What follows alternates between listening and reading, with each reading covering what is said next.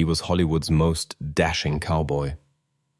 A man of quiet strength, undeniable charm, and enduring mystery. But Randolph Scott was more than the silver screen icon audiences adored. He was a man with secrets, and now, decades after his passing, a note found tucked away in a private drawer reveals a truth that shatters the legend. Do you believe Hollywood legends often keep major secrets hidden until death? Type 1 for yes, 0 for no, and let us know your guess in the comments. All of this secret relates to his personal life, so let's begin with it. Personal life. Though Randolph Scott built his fame playing stoic, heroic cowboys in the golden era of westerns, his personal life remained far more reserved, shielded from the prying eyes of the press and fans alike. While his on-screen image projected the aura of a rugged loner, a man of few words and unwavering moral compass behind the scenes. Scott was known for his calm demeanor, methodical routines, and an almost obsessive desire for privacy. He rarely gave interviews, kept a tight circle of friends, and largely avoided the excesses that so often defined Hollywood's elite. In 1936, at the peak of his early film success, Scott married Marion DuPont, heiress to the powerful DuPont industrial empire, and a woman deeply involved in the world of horse breeding and racing. The union of two powerful figures from vastly different worlds seemed glamorous on the surface, but it quickly unraveled. They led separate lives, and their marriage lasted only 3 years before ending in divorce. The split was amicable and quiet. No scandal, no headlines. Just a mutual decision to part ways and move on. It wasn't until several years later, in 1944, that Scott found what appeared to be true domestic harmony. He married Patricia Stillman, a woman known for her grace, warmth, and sophistication. Unlike his first marriage, this union endured. The two remained together for over 4 decades until Scott's death in 1987. They built a quiet life in Beverly Hills, intentionally distancing themselves from the glitz and gossip of Hollywood. Far from the film sets and premieres, they adopted 2 children, Sandra and Christopher, whom they raised with care and discretion. By all outward appearances, Scott had crafted the perfect American home life-loving wife, 2 children, elegant home, and a celebrated career. Yet, for all his fame, Randolph Scott left behind more questions than answers. Throughout his life, persistent rumors swirled around aspects of his personal relationships. Particularly, his longtime friendship and rumored romantic connection with fellow actor Cary Grant, with whom he shared a home for several years during the 1930s. Both men consistently denied anything beyond friendship, and the Hollywood system at the time all but demanded such denials. For decades, speculation lingered, often dismissed as tabloid fantasy. But it wasn't until after his death that the most startling revelation would emerge, tucked away in a private letter found among his personal belongings, a letter believed to have been written during his final months. The secret note. In this heartfelt and contemplative note, Scott reflected on the choices he had made, the image he had maintained, and the truths he had kept hidden for the sake of reputation and career. Over the course of his career, which spanned over 3 decades and included films such as Ride the High Country and Comanche Station, Scott became one of the most well-liked and financially secure performers belonging to the Western genre. Despite his stardom and the larger-than-life character that Hollywood developed around him, Scott was notoriously shy. This was despite the fact that Hollywood produced him. Fans had a deep affection for him, but beyond the rare press shot or public appearance, there was very little information available about his private life. Both on and off the screen, he was known to the public as the sort of person who was powerful and silent.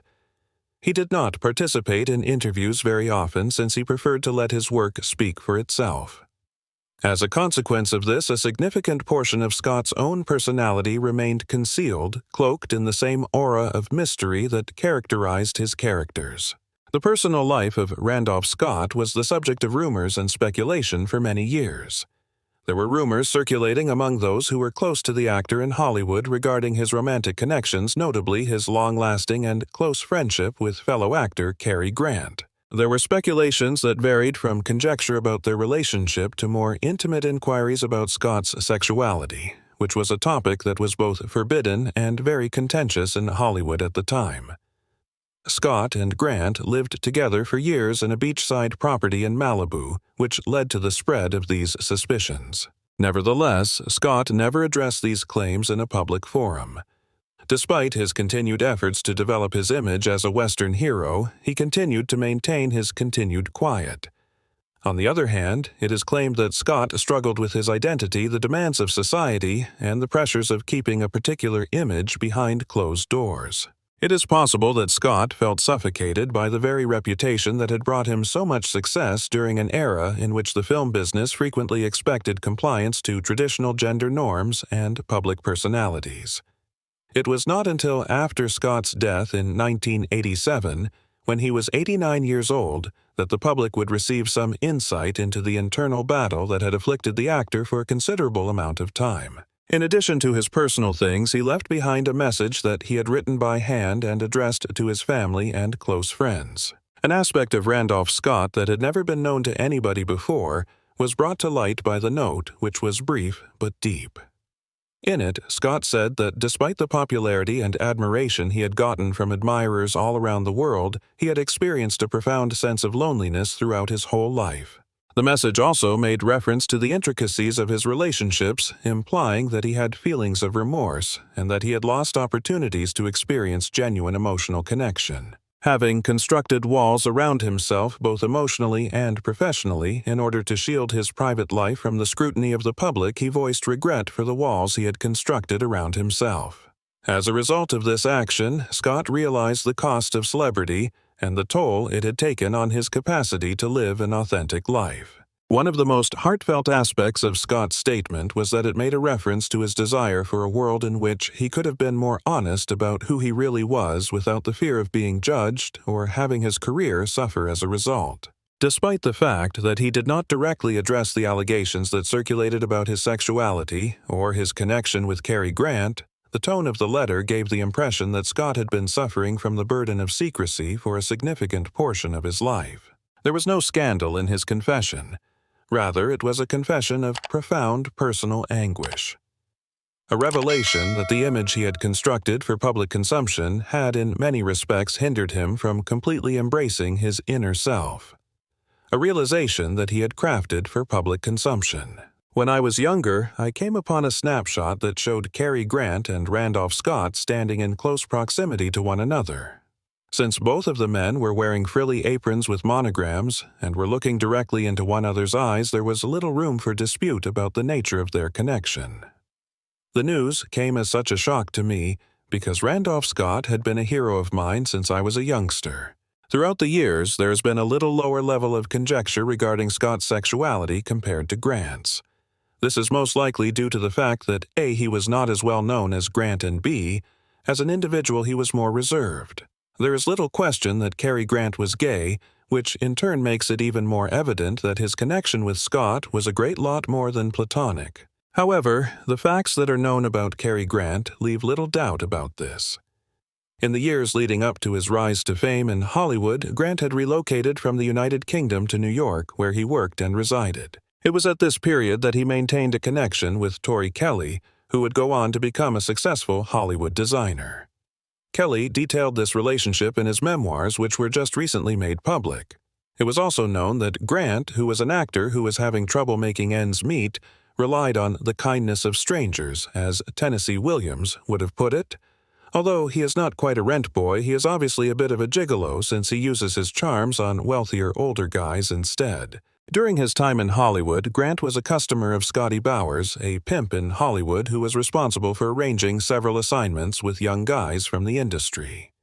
It was fairly obvious that Grant's early marriages were organized as a cover for his sexuality, and there wasn't even much of an attempt made at the time to pretend that this wasn't the case. Grant ultimately settled into lengthier heterosexual partnerships much like Scott did, but at the same time, the majority of homosexual men of the time did the same thing. In order to survive, especially in the eyes of the public, it was something that you had to do. The rise of tabloid journalism in the 1950s made it far more dangerous for Hollywood stars to be casual about their private lives than it was in the 1930s and 1940s. This was especially evident in the case of the entertainment industry. To summarize, when all of the evidence is taken into consideration, there is absolutely no question whatsoever that Grant and Scott were romantically involved. They had a wonderful life together, and I am extremely glad for them. It appears to have been permeated with love, joy, and pleasure throughout its whole life. The only thing I regret is that none of them lived during a period in which they could come out without fear of repercussions. The world's perception of the actor has been irrevocably altered as a result of the discovery of the message written by Randolph Scott. The note revealed a more nuanced and complex individual, one whose inner life was filled with the same doubts, fears, and emotional struggles that many people face. For decades, fans and historians had painted a picture of Scott as a straightforward man who perfectly embodied the values of the Old West. However, the note revealed a more nuanced and complex individual. As a result of the memo, many people have begun to reevaluate the pressures that Hollywood stars of Scott's period were going under at the time. The golden age of Hollywood was known for its strict enforcement of gender conventions, its intolerance of anything that veered from the mainstream, and the extreme scrutiny that stars experienced in their personal lives. These features contributed to the industry's reputation for intolerance. This meant that Scott would have to live a life of emotional restriction, one in which he would not be able to live his life in an open and genuine manner.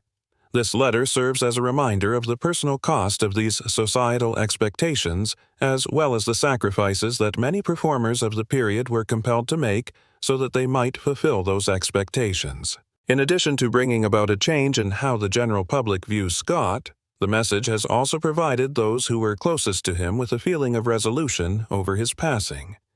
His family, who had always respected his right to seclusion, came to a realization about the emotional load that he had been carrying through his life. Even his closest pals were now given a look into the thoughts and emotions that he had frequently concealed from them. Fans have been able to witness a more sympathetic and contemplative side of the man behind the myth thanks to the note, despite the fact that his films will forever be praised for their portrayal of rugged masculinity and frontier justice. It has sparked conversations on the difficulties that performers who are in the public eye must endure, the sacrifices that they must make for their trade, and the emotional toll that comes with living a life that is determined by the expectations of the public. It is ultimately true that Randolph Scott's confession does not diminish his legacy. Rather, it contributes to its enhancement. Not only has Scott enabled us to appreciate his acting abilities, but he has also made it possible for us to appreciate his humanity by making his truth known, even in a private message. Those who are lovers of Scott's films may now watch them with a deeper respect for the man who brought those characters to life. He was an actor who, despite his hardness on film, was ultimately looking for the same things that we all are: peace, connection, and understanding. Despite the fact that the contents of Randolph Scott's message have thrown light on certain areas of his life, there is still a sense of mystery surrounding the actor. Numerous questions are still unanswered. Could you perhaps elaborate on the particular regrets that he mentioned in the note? Was he ever able to discover the joy that he had been searching for? In addition, to what extent did he have to construct his public image out of need rather than out of choice? Although the message provides some answers, it also raises new questions, and as a result, we are left wondering what else there is to learn about this Hollywood icon. Early life born. George Randolph Scott, on January 23, 1898, in the pastoral heart of Orange County, Virginia, the man who would become one of Hollywood's most enduring and enigmatic figures, began life far from the dusty Western landscapes that would define his cinematic legacy. Over the course of more than 4 decades, Scott transformed from a Southern gentleman with military discipline into a silver screen icon especially revered within the Western genre. While the camera captured him as the epitome of stoic masculinity and moral conviction behind the scenes, Scott led a life marked by disciplined privacy and quiet mystery. Raised in the genteel suburbs of Charlotte, North Carolina, Randolph Scott came from a well-to-do and socially respected family. His father, George Grant Scott, was a successful certified public accountant, while his mother, Lucille Crane Scott, oversaw the household and guided the upbringing of Randolph and his siblings.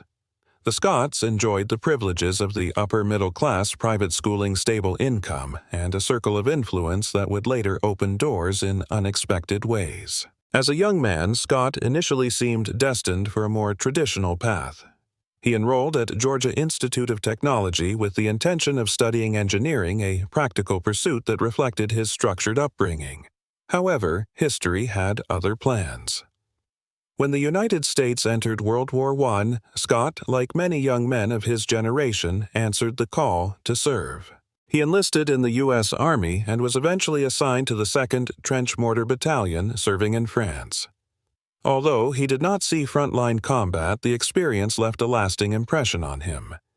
He returned home with a mature worldview and a deepened sense of patriotism, discipline, and self-reliance qualities that would later become the hallmarks of his film persona.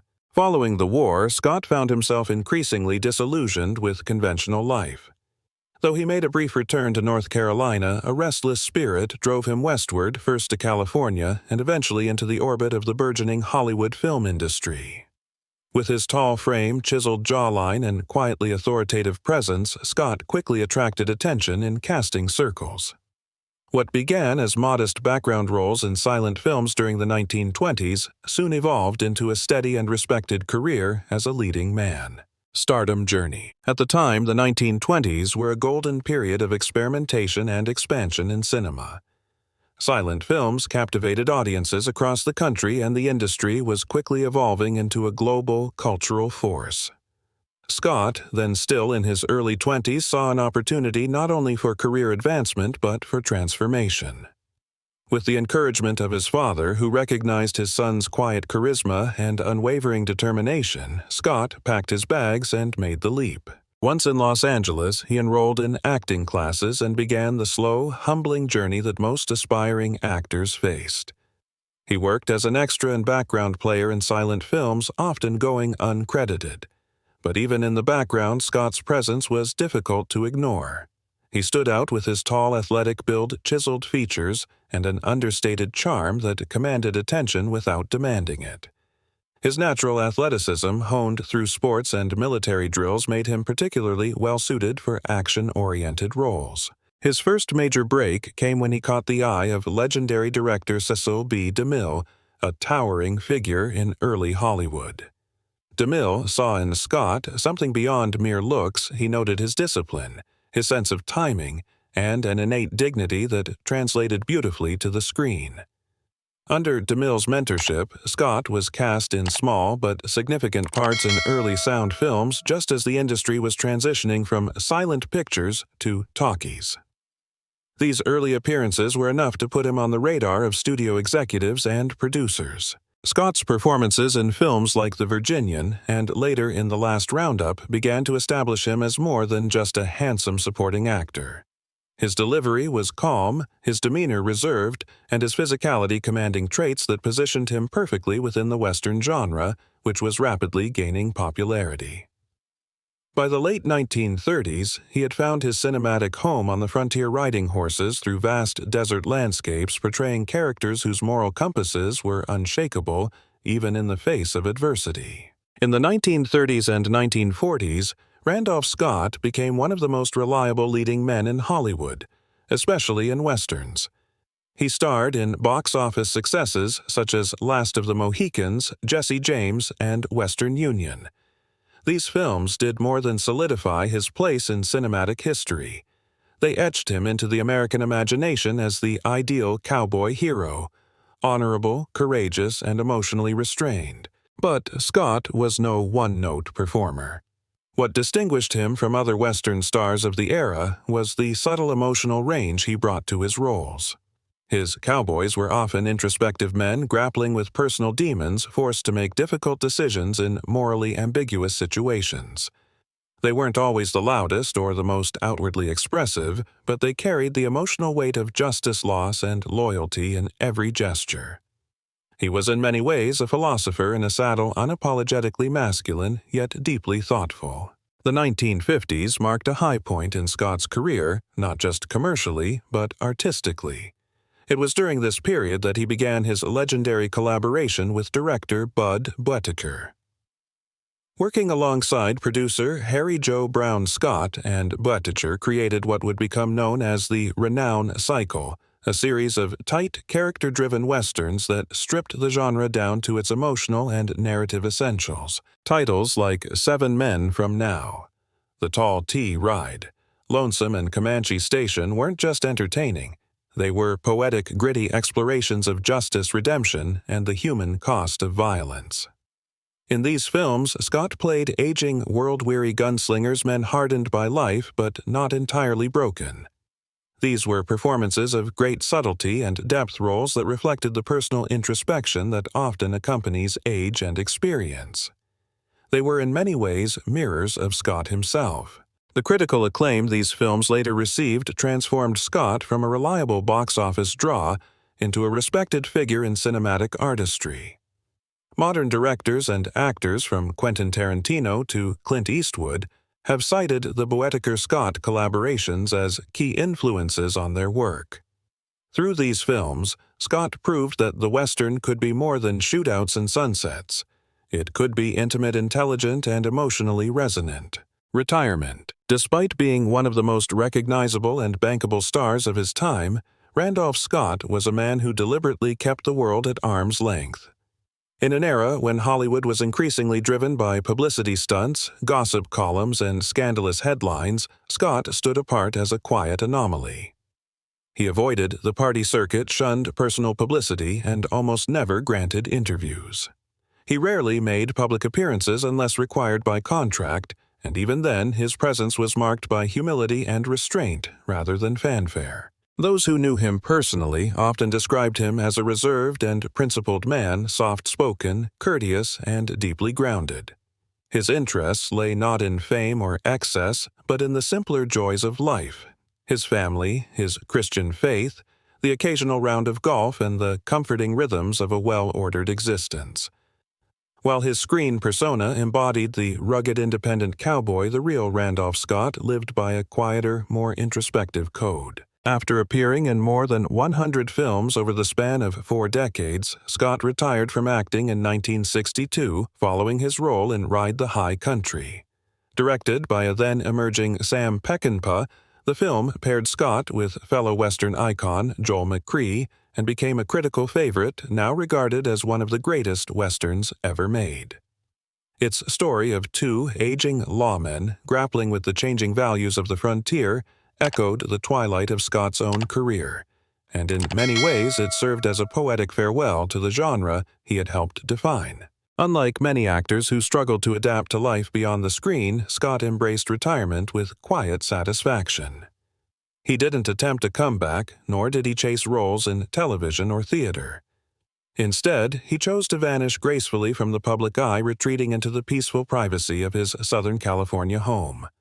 For a man who had spent his career portraying loners and stoic heroes, it was perhaps the most fitting exit imaginable: simple, dignified, and without spectacle. In retirement, Scott remained active in meaningful but understated ways. He became a member of the prestigious Bel Air Country Club, where he was often seen playing golf, his favorite pastime.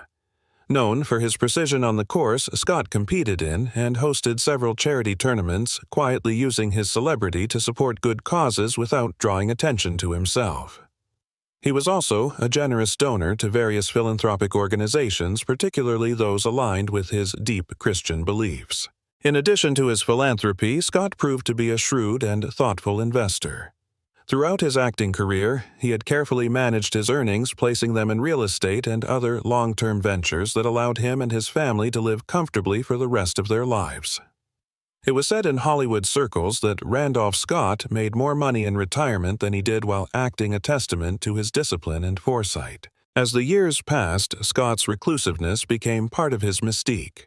While many former stars chased relevance or slipped into scandal, he maintained his distance with quiet dignity. He declined all invitations for comeback roles, anniversary retrospectives, or studio tributes. To the outside world, it seemed that Scott had simply ridden off into the sunset content to let his legacy speak for itself. But behind the serenity of his retirement, there were layers of complexity. Close friends spoke of a man who, while content, also carried the weight of introspection. He reflected often on his life, the roles he played, and the truths he had chosen to keep private. Though he never aired his personal struggles publicly, he seemed acutely aware of the tension between the public myth and the private man. It wasn't until after his death in 1987, at the age of 89, that a handwritten note long hidden away in a locked drawer surfaced among his personal belongings. The letter, modest in length but profound in sentiment, revealed a glimpse of the inner life Scott had guarded so closely. In it, he expressed gratitude for the opportunities he'd been given, pride in the work he left behind, and a candid reflection on the emotional solitude that had often defined his journey. But, most intriguingly, the letter hinted at a personal truth he had never shared publicly, a quiet confession about identity, legacy, and the cost of maintaining an image for decades. While respectful of his family and free of scandal, it suggested that Randolph Scott, like many men of his era, had been shaped as much by what he concealed as by what he portrayed. He acknowledged that being the icon America needed meant sometimes sacrificing parts of himself, an emotional burden that only deepened with time. And so, in the end, Randolph Scott's greatest role may not have been on screen, but in the life he lived away from it. A life of principle, of restraint, and of mysteries only whispered. As the final lines of his note reportedly suggested, he never sought to be remembered as a star, but simply as a man who tried to live with grace and honor even when no one was watching. Randolph Scott's final years, and the secret he carried to the end. By the late 1970s and into the 1980s, Randolph Scott had quietly receded into the golden twilight of his life, far removed from the movie sets and studio lots that had once defined him. He continued to live in Southern California with his beloved wife Patricia, whom he had been married to since 1944. Their home, tucked into the hills of Beverly Hills, became a peaceful sanctuary, an oasis of calm where Scott had found comfort in routine close friendships and quiet reflection. Though Scott had retired from public life decades earlier, he never lost the disciplined composure that had defined him. Friends recalled that even in his 80s he remained impeccably dressed with the same upright posture and unassuming confidence that had made him such a fixture in the American Western. He continued to play golf for as long as his health allowed, and even in his final years he made time for Sunday church services, charitable work, and private moments with his family. However, the physical toll of age was beginning to show, and Scott's once robust health began to fade. In his final years, he experienced increasing frailty and the quiet vulnerabilities that often come with age. Yet, true to form, he kept most of these struggles private, choosing to face them with the same stoicism and grace that had defined both his characters and his life. On March 2, 1987, Randolph Scott passed away peacefully at the age of 89 in Los Angeles, surrounded by family.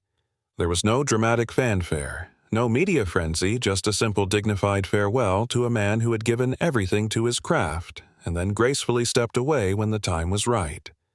His passing marked the end of an era in American cinema. Hollywood had lost one of its most iconic leading men, not just a movie star, but a symbol of a kind of quiet masculinity that no longer seemed to exist. Scott was laid to rest at Elmwood Cemetery in his childhood home of Charlotte, North Carolina, a quiet return to the place where his story had begun nearly 9 decades earlier. At his funeral, there were no grand eulogies from the film industry, just heartfelt words from close friends, family, and local clergy who knew the man behind the image. It was exactly how Scott would have wanted it, modest, intimate, and without spectacle. But it was only after his death that the world learned there was something more to Randolph Scott, a final revelation that he had kept hidden for most of his life. As his family sorted through his personal belongings, they discovered a sealed envelope tucked inside the drawer of his writing desk. It was addressed simply, "To be opened only after I'm gone." The letter inside, written in Scott's careful, distinctive handwriting, was both a reflection and a confession. It spoke of his deep love for his wife and children, his gratitude for a long and blessed life, and his enduring Christian faith. But there was more, a quiet acknowledgement that parts of his inner life had remained deliberately shielded from the public eye. Though he didn't name names or offer specifics, the note implied that the image Hollywood had so carefully crafted around him, a solitary cowboy, a moral hero, a man without doubts or inner conflict, had always been just that, an image. He wrote about the emotional cost of living in a time when men were not free to speak openly about their feelings, their fears, or the full truth of who they were. "I lived my life with dignity," he wrote. "But there were things I carried with me unspoken because the world I knew didn't allow space for them. That doesn't mean they were wrong, only that the time wasn't right." To this day, Randolph Scott's final note remains the subject of respectful speculation, a deeply personal glimpse into a man who spent his life portraying strength while harboring private vulnerabilities that never made it to the screen. Whether his secret was emotional, relational, or existential is ultimately less important than the fact that he chose to share it in his own words on his own terms. And perhaps that, more than anything, is Randolph Scott's final legacy, not just as a Western icon or cinematic legend, but as a man who remained true to himself in a world that often demanded masks. A man who, even in silence, spoke volumes. Should Randolph Scott's story be told more openly in Hollywood history? Type yes or no in the comments and tell us why. If this story moved you, please like the video, subscribe to the channel, and tap the bell so you never miss a powerful truth behind Hollywood's biggest legends.